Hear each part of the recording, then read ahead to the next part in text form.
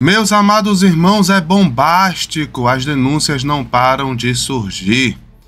Ex-pastor da Igreja Madureira revela toda a podridão do sistema e revela o quanto a bispa Keila sofria na mão do bispo Samuel Ferreira. Meus amados irmãos, eu gostaria que vocês ficassem nesse vídeo até o final.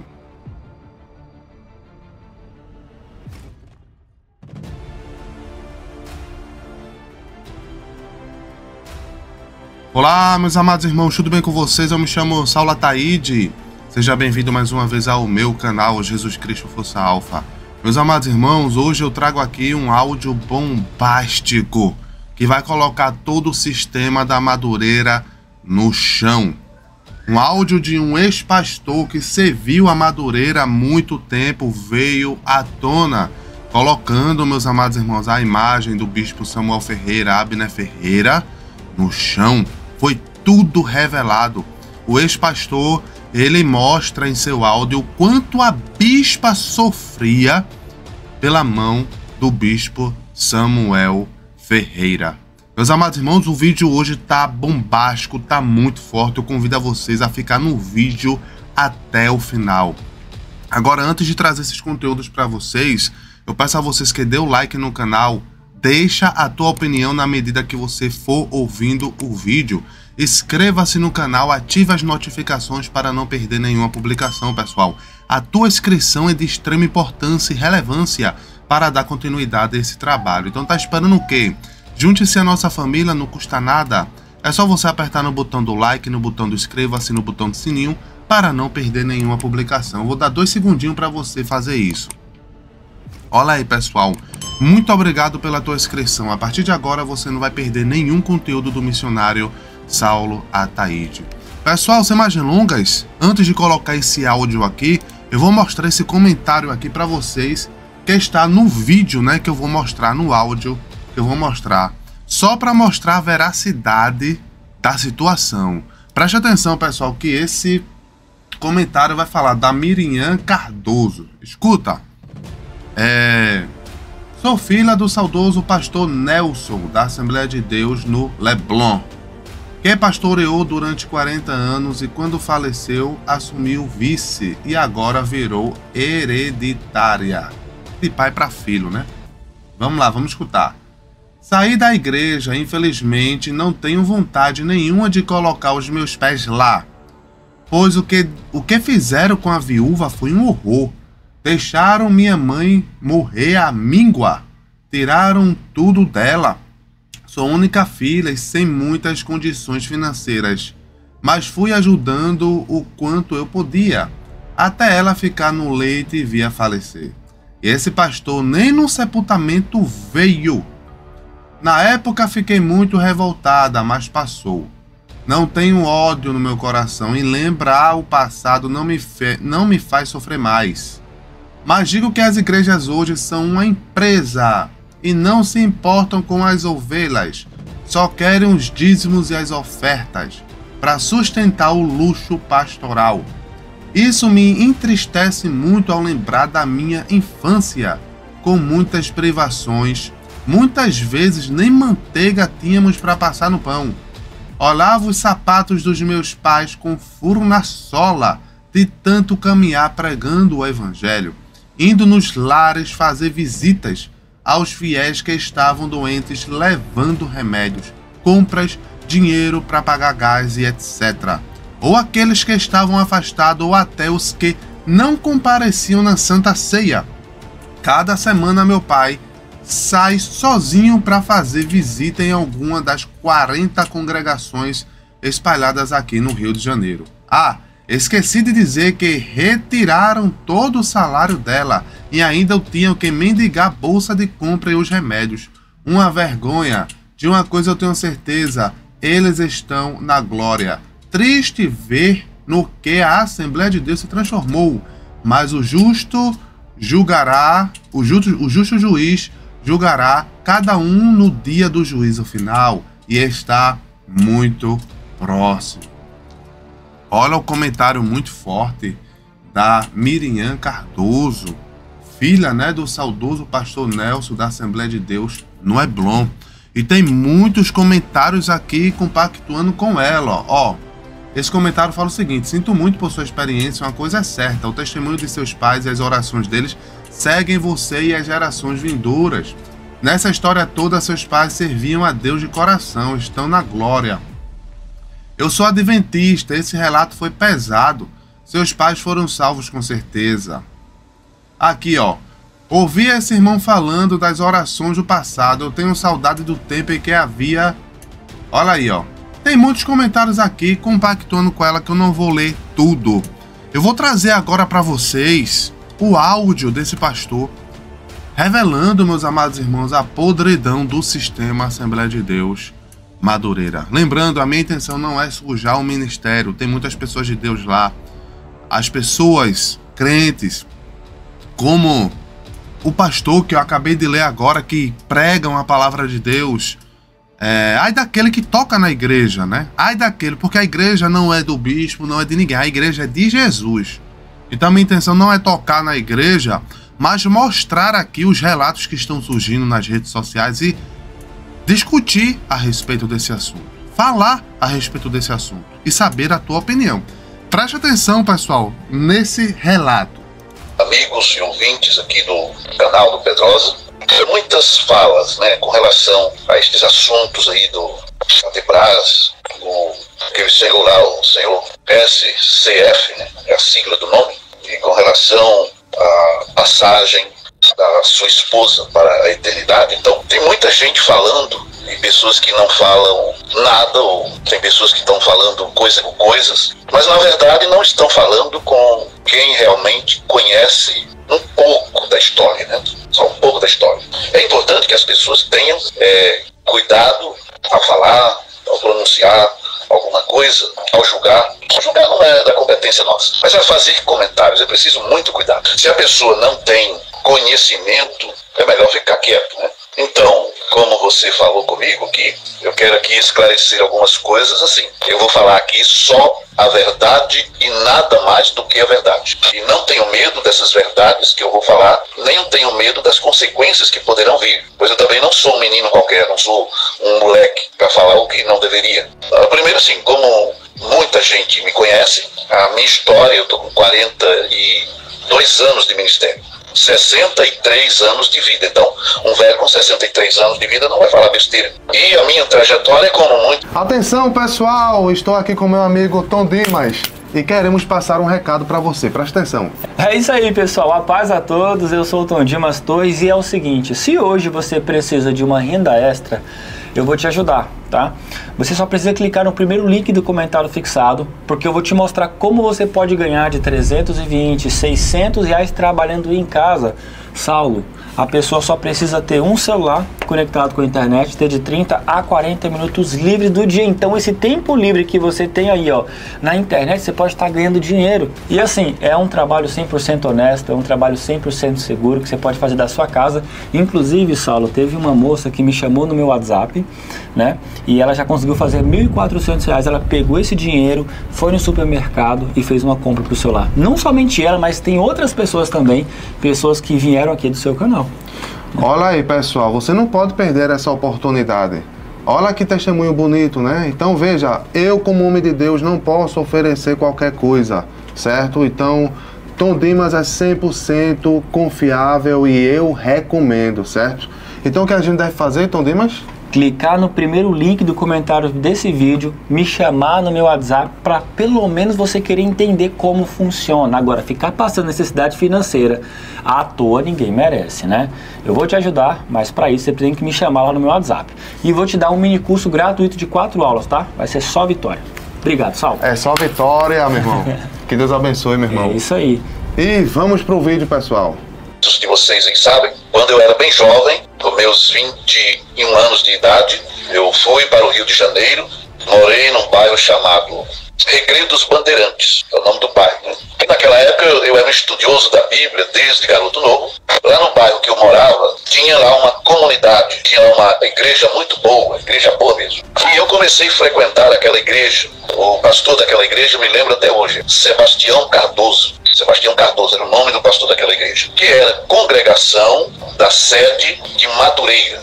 Então, como eu era estudioso da Bíblia, estava no Rio de Janeiro em uma viagem, eu fui fazer alguns cursos, né? Inclusive o meu interesse era fazer um curso de teatro e televisão. E praticamente na semana que eu ia começar a fazer os cursos, eu tive um encontro real e pessoal com Jesus. Eu não me converti assim porque alguém convidou, não. O convite tinha todo o tempo, mas eu sempre dizia, sempre orava, sempre jejuava, que eu só ia me converter a Cristo quando eu realmente tivesse um encontro com Ele, como o Saulo de Tarso teve, né? Como Moisés teve, como Samuel teve. Então, nas minhas orações eu falava isso para o Senhor: eu vou te servir depois que eu conhecer o Senhor, aí eu vou me batizar e vou te servir. E ali no Rio de Janeiro eu tive um encontro com Jesus. Eu perguntei ao Senhor onde eu deveria congregar. E falei para ele assim, porque essas igrejas parecem mais partido político, né? Eu sempre fui assim muito direto com as coisas, não tenho a língua pesada, né? E resumo dessa história foi que o Senhor me respondeu: vá para a Assembleia de Deus, que naquela época era Assembleia de Deus, né? Era Assembleia de Deus. Aí alguém pode dizer, e hoje não é? Aí é outra história, nós temos que fazer outra história. Mas todo mundo está vendo que a Assembleia de Deus deixou de ser Assembleia de Deus e virou a Assembleia de Deus do José Wellington, da família Bezerra da Costa, dos Ferreira, do Samuel Câmara, do Silas Malafaia, dessa turma toda. A igreja virou patrimônio desses homens. A de Pernambuco virou a igreja do Ailton, e assim daí por diante. Então foi lá que eu me converti. E foi lá que eu comecei os primeiros passos discipulado.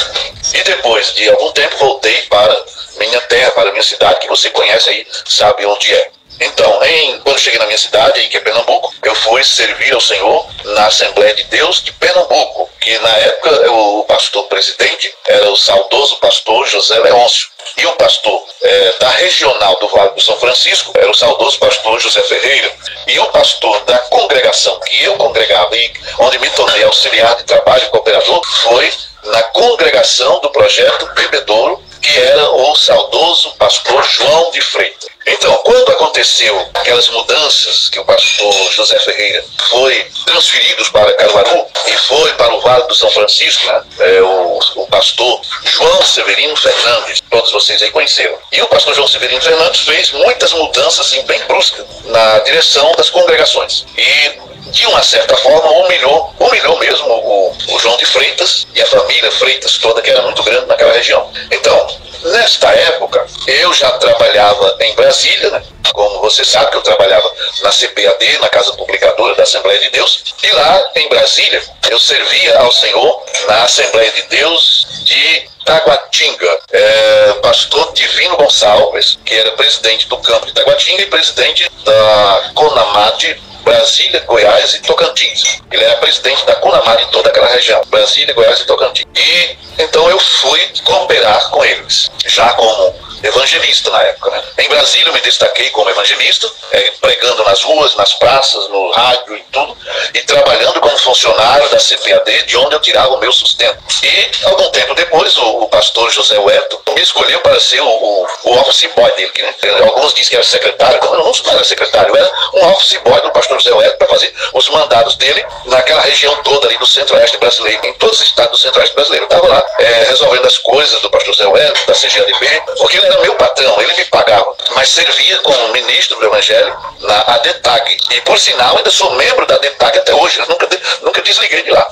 10 anos depois, eu fui trabalhar em São Paulo. O pastor José Wellington falou comigo 3 vezes que eu tinha que trabalhar em São Paulo, e eu resisti, porque eu não queria ir para São Paulo. Mas ele era o chefe, ele era o patrão, e o patrão manda, e o funcionário tem que obedecer. Então, quando foi numa convenção que teve em Brasília, em 2001, o pastor Wellington Júnior chegou e falou para mim: olha, seu tempo aqui em Brasília terminou e nós vamos precisar de você em São Paulo. Nós queremos você em São Paulo. Eu ainda resisti, botei desculpa, mas passaram-se mais ou menos um ano, já no final de 2003, aí veio um e-mail, não era mais pedindo uma ordem para ir para São Paulo. Então eu conversei com o pastor Divino Gonçalves, que era pastor presidente da DETAG, presidente da CONAMAD, Brasília, Goiás e Tocantins, e ele disse: não, meu filho, vai não, fica aqui. Eu falei assim: não, mas eu vou, me deixa eu ir, eu quero ir para São Paulo, eu tenho um desejo de trabalhar ao lado do pastor Lupécio. Quando eu falei isso, o pastor Divino ficou olhando para mim com os olhos regalado e sorriu. Disse: meu filho, você tem desejo de trabalhar ao lado do Lupecinho? Eu tenho, admiro aquele homem. É um exemplo de vida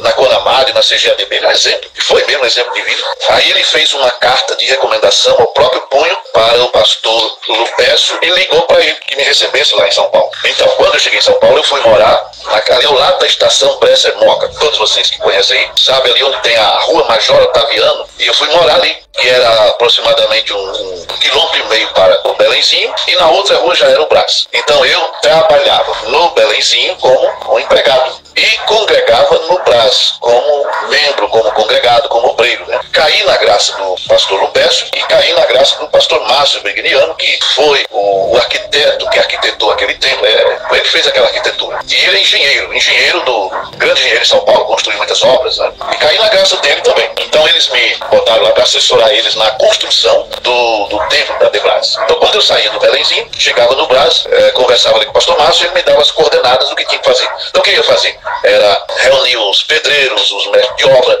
o pessoal, e passar as coordenadas. Alguma coisa que eles precisavam falar direto com o pastor Márcio, eu vinha, conversava com ele fazia o atendimento, liberava recursos, essas coisas assim. E lá no Brás, o pastor Lupécio me botou na escala de cultos, né? Como você sabe, aquela escala do obreiro dirigir cultos. E algum tempo depois me botou como o segundo líder do evangelismo, quando descobriu o meu potencial em evangelizar, em ganhar alma. Como sempre fui evangelista e que sou até hoje. Então eu fazia muitos cultos ali no Brás, naquelas empresas do Brás. Eu chegava assim, conversava com os empresários, fazia culto, orava, e muitos funcionários aceitavam Jesus como Salvador, empresários passaram a congregar no Brás. Eu fazia um trabalho de evangelismo ali no Brás, na Moca, Belenzinho, Tatuapé, aquela zona leste toda, e assim muita gente congregava lá no Brás. E na época não era esse templo de hoje ainda, estava em obra na época, né? Era na Rua Major Marcelino, lembrei. Rua Major Marcelino, era o templo antigo da Debras. No final do ano de 2005, o pastor Lupécio estava muito doente. E o pastor Márcio muito ocupado na construção. E o saudoso pastor Benedito, que era co-pastor, estava muito doente. E tinha outros pastores com muita dificuldade. Então, de certa forma, o Brás sofreu no atendimento à membresia da igreja, né? Então, o que aconteceu? O pastor Lupécio me colocou para fazer uma assessoria, para ajudar atendimento de obreiros, atendimentos de família. Eu passei a atuar na parte social, né? Ajudando a líder do departamento social da igreja do Brás. E assim eu fui cada vez mais ganhando confiança. E terminou que eu ainda fui assim uma espécie de assessor direto do pastor Lupécio. Fui assessor direto mesmo. Eu tinha uma confiança tão grande dele que ele me chamava para ir jantar com ele, ou almoçar com ele, e tratar de assuntos do ministério. E era ele, o pastor Cido, eu e o pastor Cido Veiga, né? Claro que tinha aí milhares de obreiros bons, de alta confiança dele, mas eu não sei explicar por que ele tinha esse sentimento de respeito, de consideração muito grande por mim, pelo Aparecido Veiga, que foi ele quem batizou ele quando o Aparecido Veiga tinha 9 anos de idade. Agora o Aparecido Veiga já estava com 52 anos na época. Era um homem de alta confiança do pastor Lupécio. Então ele nos autorizou a começar uma campanha de oração no mês de janeiro, que todo mês de janeiro tem essa campanha de oração lá no Brás, que chama campanha Janeiro Profético, acho que é. Parece que é Janeiro Profético. Então nós estávamos naquela campanha de oração, mês de janeiro todo, e o pastor Lupécio mandou que continuasse na oração no mês de fevereiro. E nós continuamos. Então no iníciozinho do mês de fevereiro, é aí que começa a história, né? Eu estava orando, e você sabe, quando a gente ora, Deus revela coisas tremendas. A gente orando ali, tinha muitos obreiros, muitos irmãos, e nós de joelho ali, o fogo caindo, a glória de Deus descendo, e eu vi assim uma luz, apareceu uma luz tipo sol, dentro da congregação lá no Brás. E depois daquela luz, apareceu uma estrada, que chama aí um caminho, né, de barro. E o pastor Lupécio andando, e aparecia um homem vinha, um homem sagaz, astuto e oportunista. O Senhor me deu até a discernimento quem era aquele homem, astuto, sagaz e oportunista. Então, na visão, o homem atacou a primeira vez, mas o pastor Lupécio ainda estava bem jovem e conseguiu se defender. Depois a visão repetiu novamente, o pastor Lupécio já um pouco bem mais velho, um pouco gordo. Aí o homem veio e conseguiu pegar no paletó do pastor Lupécio, tentou tirar alguma coisa da carteira, mas não conseguiu. Aí a visão desapareceu. Aí eu venho a terceira vez. Na terceira vez, o homem se aproximou, agarrou o pastor Lupécio, e na visão eu vi, isso aqui eu vi claramente como se estivesse assistindo uma TV de tela plana dessas da imagem, da mais alta qualidade. O homem arrancou uma carteira carteirona cheia, assim, do bolso do pastor Lupécio. E quando o homem segurou a carteira, aí aquela imagem deu um zoom, assim, e eu vi o rosto perfeitinho. O camarada usava bigode na época, ele era um pouco gordinho, que é este senhor, SCF. E eu falei pro pastor Lupécio, digo, cuidado, porque vai acontecer assim, assim, assim. O pastor Lupécio reuniu o ministério e mandou eu contar essa visão para a liderança toda. Eu não queria contar, mas ele mandou eu contar. Aí eu contei a história todinha. Quando eu terminei de contar a história, o pessoal ficaram assim, prestando atenção, e eu percebi nos olhares que ali alguém assim, se aproveitou da situação para dar um golpe, um verdadeiro golpe. E aí passou, quando foi poucos dias depois, eu me lembro como fosse hoje. Eu era o dirigente daquele culto, estava na escala para dirigir o culto. Passei lá no novo templo, que estava já quase no final da obra. O pastor Márcio conversou comigo e disse, olha, você vai andando, começa a dirigir o culto, com oração, 30 minutos de oração. Eu ainda vou em casa e depois, quando eu chegar, eu prego a palavra. Mas lá. Então eu fui. 7 horas em ponto, nós estávamos de joelhos lá na Major Marcelino e os crentes orando, quando de repente entrou um exército, mas um grande exército de homens. E eu vi aqueles homens entrando e abri os olhos e fiquei olhando assim. Era o senhor, o patriarca lá, né? O MF e o filho, SCF, e aqueles homens. Então eu olhei para aqueles homens, assim, que eu estava de joelhos orando, eu tinha oração há muito tempo, sempre fui um homem de oração. Quando eu olho naqueles homens, Pedrosa, é uma coisa estranha. Eu vi aqueles homens, assim, alguns com cara de narja, sabe? Você olhar e você vê narjas. Olha para outro, vê uma cascavel. Olha para outro, vê outro tipo de cobra. E olha para outro, vê um urso. Olha para outro, vê um leão. Olha para outro, vê um lobo, uma raposa, um bicho assim. E eu fiquei assim, meu Deus, será que eu estou ficando louco? Ali ninguém perguntou quem era o dirigente do culto e o senhor MF, patriarca, assumiu lá o culto e disse assim, olha, aqui é uma intervenção da convenção deles, né? É uma intervenção e nós vamos destituir aqui a liderança e mais tarde, até quarta-feira da próxima semana, a gente coloca e vai empossar aqui o novo presidente e a nova diretoria. Quando ele falou isso, eu vi assim, aqueles obreiros mais velhos, aqueles patriarcas antigos, pegar as suas coisas e sair, indo embora, né? Eu fiquei sem entender, mas vamos ver o que vai dar aqui. Então acompanhei tudo e a mudança foi uma mudança terrível. Então o resumo da história é que segundo lá uns documentos velhos, amarelo lá dos anos 40, anos 50, escrito ainda à mão, né? Não era nem assim um documento escrito em computador, era documento escrito à mão, aqueles amarelos, e diz que todo aquele campo de São Paulo era congregação lá da sede lá do Rio de Janeiro, né? Bom, na outra semana foi empossado o novo presidente, este senhor, SCF. E depois que ele foi empossado, eu ficava olhando assim, e eu tinha horas que eu ficava pensando que eu estava vendo o Saddam Hussein. Será que o Saddam Hussein ressuscitou e está aqui agora administrando isso aqui? Isso passa cada pensamento na cabeça da gente. E se existisse reencarnação, eu diria que foi o Saddam Hussein que ressuscitou, que reencarnou e estaria aqui agora nessa administração. Então, meu amigo, foi uma coisa terrível. Obreiros que tinham lá 25, 30 anos, 15, 10 anos, 20 anos, que trabalhavam, que dirigiam igreja, que moravam na casa pastoral, que ganhavam lá um saláriozinho, foram arrancados assim, bruscamente, de uma forma terrível. A coisa foi feia, eu não gosto de falar desse assunto. Resumo da história é que muitas e muitas vezes vieram obreiros vieram revoltados e queriam matar aquele senhor SCF. E Deus me usou para acalmar aqueles homens, aconselhar aqueles homens. Houve um momento que eu tive que falar sério, né? Como o pernambucano fala, e Deus me usou para livrar aquele homem de ser morto naquela época. Mas, numa madrugada, eu estava orando no apartamento que eu morava lá, eu dou até o endereço de quem quiser, o apartamento está lá, Rua Major Otaviano, número 233, apartamento número 1. Então, eu orando madrugada, como eu tenho o hábito de orar madrugada, desde a minha infância que eu oro madrugada, e ali de joelhos eu vi claramente assim, a visão, como se tivesse descido um telão na minha frente, e vi o povo da Adebras. Eu já estava no novo templo, já tinha feito a inauguração, e já estava no novo templo. E aquele senhor, o SCF, no púlpito, aí chegou do lado dele apareceu um homem, eu vendo um homem gigante, o homem tinha aproximadamente acho que uns 2,40 metros de altura, uma cabeçona grande, os cabelos brancos como a lã, a barba branca, e o homem botou uma foice. Você sabe o que é uma foice? Uma foice bem grande assim.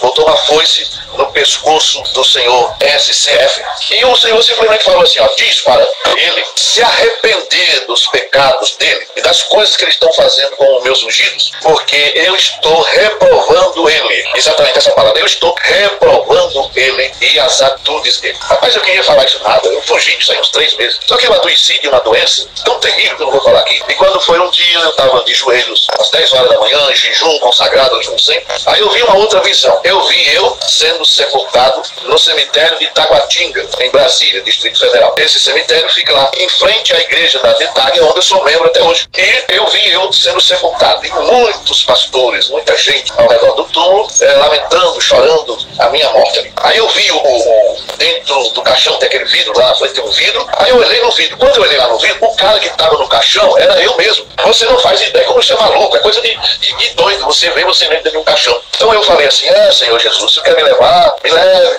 É bom, o Senhor me dá um descanso, me leve para a sua glória. Quando eu falei essas palavras, aí o Senhor me falou assim, você não está preparado. Você não entregou a minha mensagem.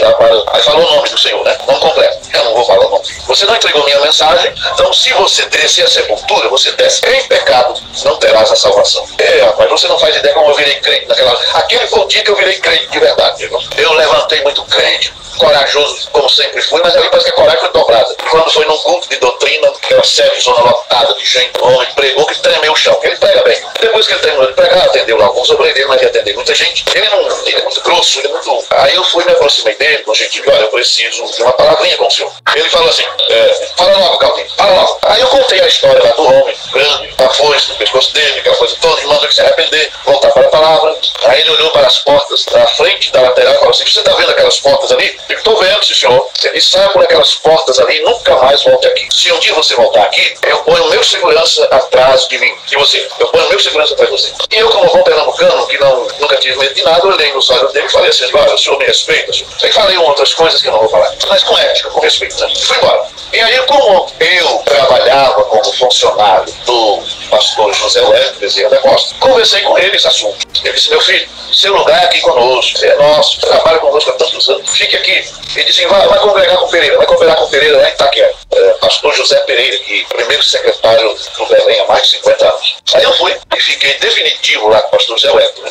Quando foi um dia, o pastor Márcio, filho do Técio, me ligou e falou que vinha tomar café comigo, que era para mim para a reunião do obreiro. Vem pra cá, aí conversa. Aí ele chegou, nós tomamos um café já umas 8h30 da manhã, às 9 horas nós estávamos lá na Adebras. E eu disse para ele, o homem vai voltar para fora daqui hoje. Ele me avisou, vai nada, vai fazer isso não. Você ajudou a gente a construir isso aqui tudo, e Deus está administrando isso aí tudo, você tem sua participação, você sofreu ajudando, e vai fazer isso não. E você vai ver. Bom, quando nós entramos, começou a reunião plenária, aquela coisa toda, né?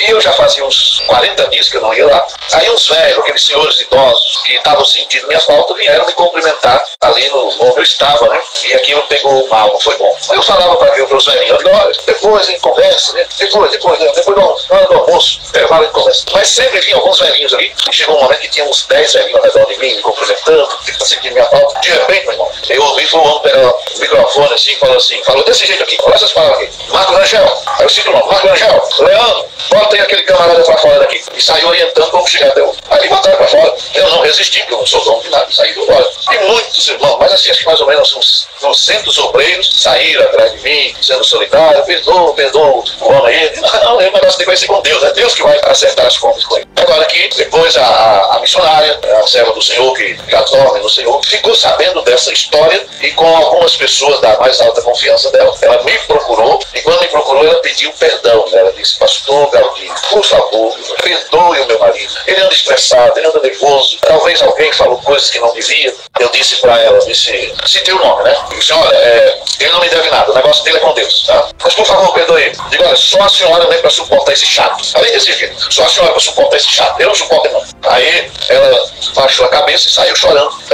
Passou algum tempo, eu não lembro mais quanto tempo, eu só sei que me lembro, foi já em 2008. Eu estava em um trabalho, uma viagem missionária aí, nessa região de Inajá, na divisa de Pernambuco, com Alagoas ali, essa Mata Grande, cara. Eu estava com um trabalho missionário ali, o celular toca. Quando o celular tocou, número de São Paulo, não identifiquei, mas eu atendi. Quando eu atendi, ela chorando, pedindo perdão pelo marido. Perdoe meu marido, perdoe os erros dele. Não, ele não me deve nada. É porque tá morrendo aqui. Aí ele está no hospital lá. Aí eu perguntei assim, com quem a senhora está aí? Ah, eu estou aqui com meu filho. Ele falou o nome, eu herdeiro lá, né? E com o dito cujo lá, que me botou pra fora lá. Ah, estamos aqui. Então põe no viva voz aí. Põe no viva voz pra eles ouvir a nossa conversa e põe o celular nos ouvidos aí do senhor SCF. Aí ela falou assim, olha, já tá no ouvido dele, mas ele tá em coma, mas ele vai ouvir. Aí eu dei um brado, senhor. Senhor fulano de tal, aqui é o profeta de Deus, o homem que você botou pra fora da Adebras, viu? Mas levante-se desse leito, saia desse coma e vá trabalhar para Jesus. Em nome nome de Jesus, sai daí, vai trabalhar para Jesus. Agora as coisas vão ficar assim, as coisas vão ficar difíceis para você. Você só vai ser abençoado mesmo e honrado no dia que você tiver humildade de me botar para pregar na Adebrasa e lotado de gente, e no dia que você tiver humildade de me entregar um campo, como o pastor Lutécio acertou com você. Mas vai trabalhar para Jesus. Aí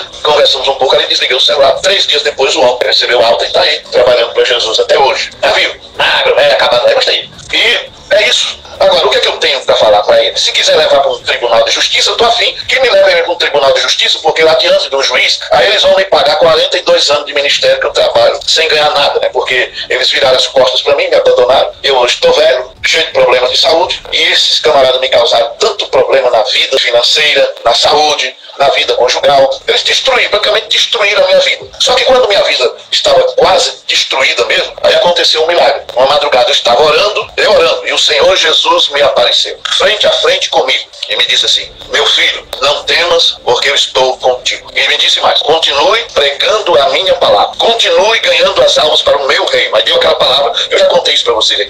Não ganha almas para a Assembleia de Deus da Missão, nem da Madureira, nem para placa de denominação alguma. Eu não estou nas placas, nem no CNPJ. Ganhe as almas para o meu reino. Levante os caídos, console os aflitos, restaure os feridos. Acredite no potencial que eu te dei. E use de misericórdia. Aí falou o nome completo daquele Senhor lá. Assim como eu tenho usado de grande misericórdia contigo, use de misericórdia com ele também. Então, eu perdoei de todo o meu coração. Mas a injustiça que eles me fizeram, a minha família, eles terão que pagar. Não só a mim, mas a centenas e milhares de obreiros que eles destruíram a vida. E eu estou pronto para ir no céu, no inferno, em qualquer lugar, para testemunhar perante um tribunal de justiça de homens de bem. Se eu não conseguir isso aqui na terra, eu vou conseguir diante do tribunal de Cristo. A nossa causa vai ser julgada. Viu? Agora, eu resolvi falar essas coisas porque estão me ameaçando. Eu fiz um comentário lá no canal do Zion, né? Fiz um comentário sem maldade nenhuma. Aí estão me ameaçando aqui. Vem pra cima de mim que eu estou prontinho. Eu prontinho para enfrentar vocês. Os outros 40 inimigos que se levantaram, que vieram contra mim, estão todos debaixo de 7 palmos. Todos eles. Tudo renomadão. Estão todos lá debaixo de 7 palmos. Olha aí, meus amados irmãos, o que é que vocês acharam desse áudio bombástico? Veja que a bispa Keila sempre ali, né, iria pedir perdão no lugar do bispo, né, porque ela entendia, né, pelos relatos. Então são várias pessoas falando, né, que ela sofria na mão do bispo. Não é uma pessoa só, é várias pessoas falando que ela sofria na mão do bispo. Então veja o quanto ela sofria segundo esse relato, né, desse pastor. Pessoal, deixa a tua opinião nos comentários. Você que tem mais relatos aí a respeito do bispo Samuel Ferreira, deixe nos comentários, quem sabe eu não traga no próximo vídeo, tá? Bem, pessoal, esse foi o vídeo de hoje. Se você gostou do vídeo, dê o like. Inscreva-se no canal, ative todas as notificações para não perder nenhuma publicação. Eu vou lá, fiquem com Deus.